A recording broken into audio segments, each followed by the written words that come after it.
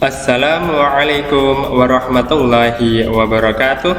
Selamat pagi dan salam sejahtera bagi kita semua. Alhamdulillahirabbil alamin. Pada kesempatan kali ini kita masih dapat bisa bertemu dalam kegiatan pembelajaran meskipun dalam kondisi pembelajaran online atau pembelajaran daring. Nah, oleh karena itu, teman-teman atau anak-anak semua kita harus semangat dalam menjalani pembelajaran daring kali ini agar kita tetap bisa mengakselerasikan ilmu yang sesuai dengan tuntunan dan ajaran Islam. Nah, pada kesempatan kali ini kita akan belajar mengenai mukjizat dan kejadian luar biasa lainnya, yakni mengenai studi materi Akidah Akhlak MTS kelas 8 semester 1. Dan di sini akan saya pandu bersama Kak Muhammad Ridwan Azharul Rosidin dengan nomor induk mahasiswa 201190423 dari kelas PAIM. Nah, langsung saja kita akan memulai kegiatan pembelajaran kita kali ini dan let's check it out. Nah, adapun yang akan kita pelajari meliputi yang pertama, pengertian dari mukjizat serta kejadian luar biasa lainnya yang terdiri dari karomah, ma'unah, dan irhas. Kedua, bentuk contoh dari mukjizat serta kejadian luar biasa lainnya yang terdiri dari karomah, ma'unah, dan irhas. Kemudian yang ketiga adalah korelasi dari mukjizat serta kejadian luar biasa lainnya yang terdiri dari karomah, ma'unah, dan irhas. Serta yang terakhir atau yang keempat adalah hikmah dari mukjizat serta kejadian luar biasa lainnya yakni karomah, ma'unah, dan irhas. Langsung saja kita menuju pada bagian orientasi materi. Di dalam kehidupan sehari-hari, pastinya terdapat beberapa hal dan kejadian yang biasa kita jumpai, yang tentu saja mengundang tanya bagi kita semua bagaimana hal tersebut bisa terjadi. Mulai dari kejadian yang terjadi pada umumnya seperti misalnya tentang penciptaan alam semesta, hingga kejadian luar biasa yang berada di luar nalar kita selaku umat manusia. Contohnya seperti terdapat manusia yang sangat makbul dalam berdoa, hingga manusia indigo yang dapat menerawang dan meramalkan akan masa depan. Nah, bagaimanakah hal semacam itu bisa terjadi? Jika ingin mengetahuinya, mari simak dengan seksama materi mengenai mukjizat dan kejadian luar biasa lainnya berikut ini.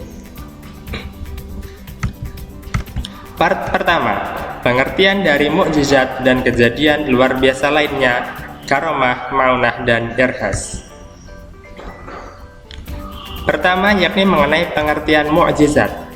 Menurut bahasa, mukjizat berasal dari bahasa Arab zaja'jizun, mu'jizun, dan mu'jizatun, yang berarti sesuatu yang melemahkan atau mengalahkan.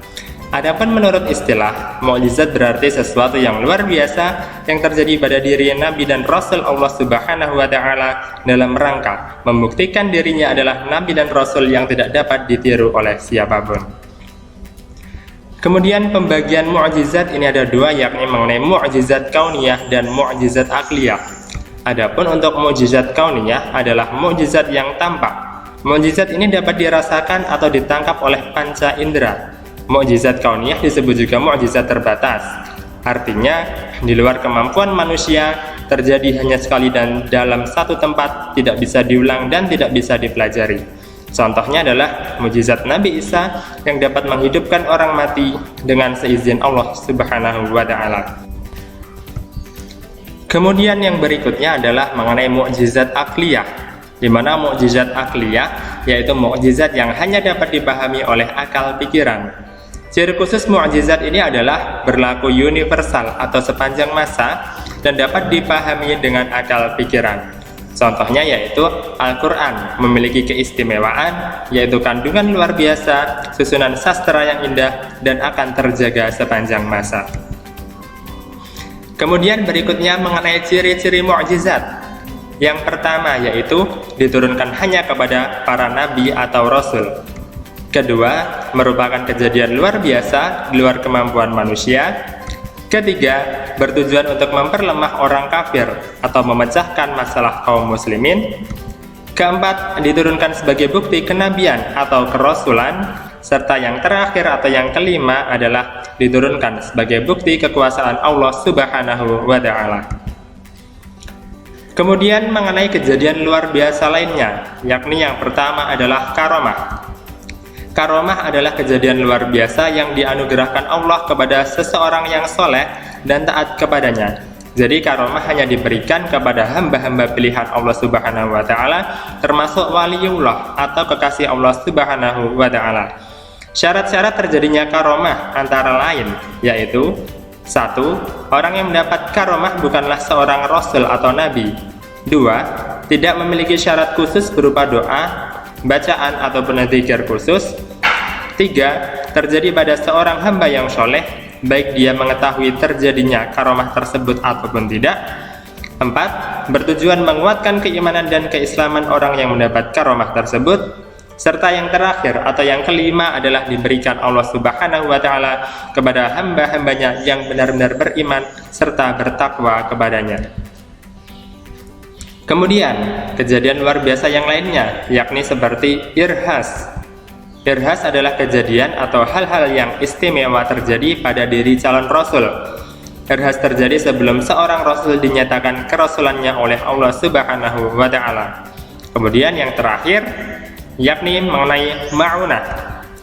Ma'unah adalah kemampuan luar biasa yang diberikan Allah kepada seorang mukmin untuk mengatasi suatu kesulitan. Ma'unah terjadi pada orang biasa berkat pertolongan Allah Subhanahu wa Ta'ala. Kemudian mengenai part kedua, yakni bentuk contoh dari mukjizat dan kejadian luar biasa lainnya, karomah, maunah, dan irhas. Contoh dari mukjizat. Pertama, mukjizat Nabi Ibrahim alaihissalam yang tidak mempan dibakar dengan api yang menyala-nyala. Kedua, mukjizat Nabi Musa alaihissalam yang dapat membelah lautan dengan tongkatnya. Ketiga, mukjizat Nabi Isa alaihissalam yang dapat menghidupkan orang mati atas seizin Allah Subhanahu wa Ta'ala. Kemudian yang terakhir atau yang keempat adalah mukjizat Nabi Muhammad SAW dengan Al-Quran yang merupakan pedoman hidup seluruh umat. Kemudian contoh dari karomah.